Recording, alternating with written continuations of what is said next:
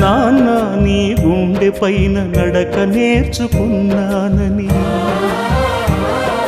నీ చూపుడు వేలితో లోకాన్నే చూశానని,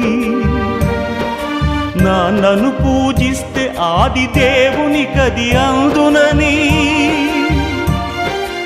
అమ్మకు బ్రహ్మకు మధ్యన నాన్నే ఒక నిచ్చెనని తెలియనైతి తండ్రి, ఎరుగనైతి నాన్న. నాన్నంటే నడిచే దేవాలయమని మరచితిని, ఆత్మజ్యోతి చేతుల ఆర్పివేసుకుంటిని.